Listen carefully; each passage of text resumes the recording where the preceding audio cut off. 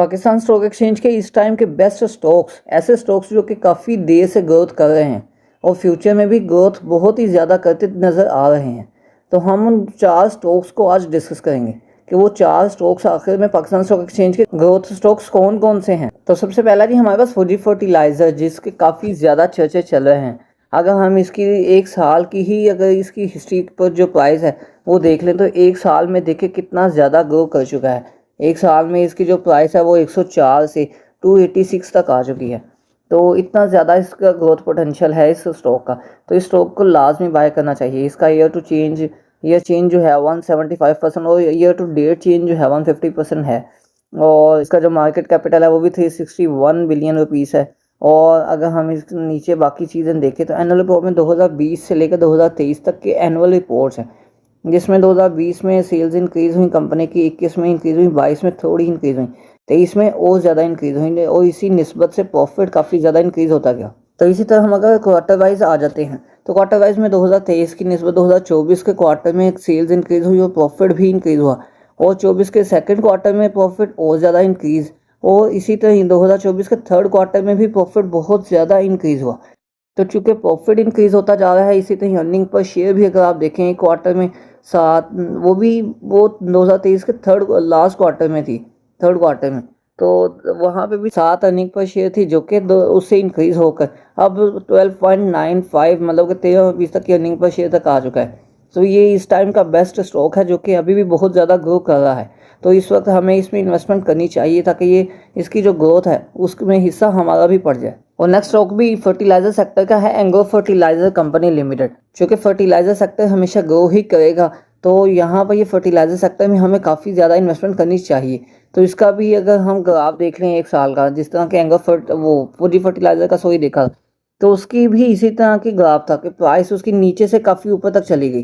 तो यहाँ पर भी 87.51 रुपीज़ से इंक्रीज़ होकर 200 तक भी आ गई। तो चूँकि फर्टिलाइजर सेक्टर बहुत ज़्यादा अच्छा परफॉर्म कर रहा है, आउट क्लास परफॉर्म कर रहा है, तो हमें इसमें इन्वेस्टमेंट लाजमी करनी चाहिए। तो इसी तरह इसका मार्केट कैपिटल भी फौजी फर्टिलाइज़र की तरह है।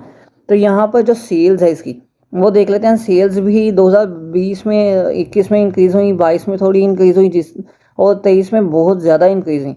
इसी तरह इसका जो प्रॉफिट है वो भी इंक्रीज़ हुआ। तो यहाँ पर अगर क्वार्टर वाइज हम देखें, क्वार्टर वाइज शिफ्ट कर लेते हैं तो उसमें 6.17 अर्निंग पर शेयर थी 2023 के थर्ड क्वार्टर में, जो कि इंक्रीज़ हुई 2024 के फर्स्ट क्वार्टर में। 2024 के सेकंड क्वार्टर में अर्निंग पर शेयर थोड़ी डिक्रीज़ हुई क्योंकि इसका प्रॉफिट भी 2024 के फर्स्ट क्वार्टर की निस्बत काफ़ी ज़्यादा डिक्रीज़ हुआ था, उसकी सेल्स भी काफ़ी डिक्रीज़ हो गई थी। लेकिन 2024 के थर्ड क्वार्टर में अगेन कंपनी की 5.73 की अर्निंग पर शेयर हो गई। तो ये कंपनी भी फौजी फर्टिलाइजर की तरह काफ़ी अच्छा परफॉर्म करने वाली है। तो आप इन दोनों कंपनीज में भी इन्वेस्ट कर सकते हैं और इन दोनों में से किसी एक में भी इन्वेस्ट कर सकते हैं जो कि आपको अच्छी लगे। तो अगर फर्टिलाइजर में देखें तो फौजी फर्टिलाइजर सबसे अच्छी कंपनी है। तो नेक्स्ट स्टॉक हमारा सीमेंट सेक्टर का है, थट्टा सीमेंट। ये कंपनी भी काफ़ी अच्छा परफॉर्म कर रही है और ये कंपनी की भी काफ़ी ज़्यादा सेल्स, अर्निंग पर शेयर्स इंक्रीज़ हो गई। अगर इसका हम लास्ट टाइम का ग्राफ देखें तो बेसिकली ये बहुत ज़्यादा नॉर्मल चल रही थी कंपनी, तो अचानक इसके सेल्स वगैरह सब कुछ इंक्रीज़ होना स्टार्ट हो गया, तो जिस तरह ग्राफ में आपको शो हो रहा है। तो यहाँ पर इसका 1 ईयर चेंज ही 610% है और ईयर टू डेट चेंज जो कि 558% तक हो चुका है।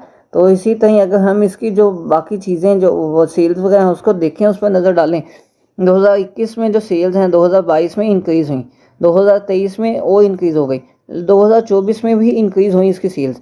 इसकी अगर अर्निंग पर शेयर की बात करें 2021 में अर्निंग पर शेयर 2.02 थी, वो इंक्रीज़ होकर 2024 में 16.40 अर्निंग पर शेयर हो गई। अगर हम क्वार्टर वाइज चले जाएँ तो यहाँ पर 2024 के फर्स्ट क्वार्टर में जो अर्निंग पर शेयर थी वो 1.43 अर्निंग पर शेयर थी और 2024 के सेकंड क्वार्टर में आकर अर्निंग पर शेयर थोड़ी इंक्रीज़ हुई। 2024 के थर्ड क्वार्टर में अर्निंग पर शेयर 5.65 तक आ गई और यही 2025 के फर्स्ट क्वार्टर में आ जाएँ तो 7.50। 2025 के अगर फर्स्ट क्वार्टर में इस तरह है तो इन 4 क्वार्टर अगर हम देख लें तो ये अर्निंग पर शेयर 30 क्रॉस कर सकती है।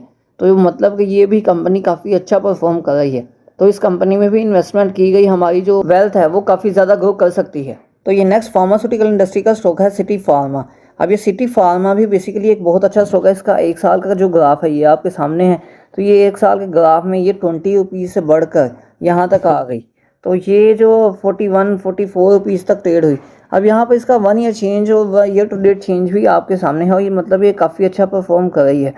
तो इसकी अगर हम बाकी चीज़ें देख लें सेल्स की बात करें तो सेल्स इसकी जो है 2022 में इंक्रीज़ हुई 21 की निस्बत, और 2022 में भी इंक्रीज़ हुई, 2023 में, 2024 में थोड़ी इंक्रीज़ हुई, लेकिन उसका प्रॉफिट इंक्रीज़ हो गया।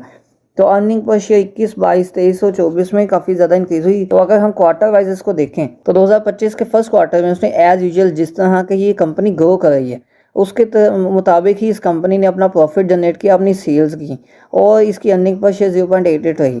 तो यहाँ पर ये कंपनी भी एक अच्छा स्टॉक आपके लिए साबित हो सकता है।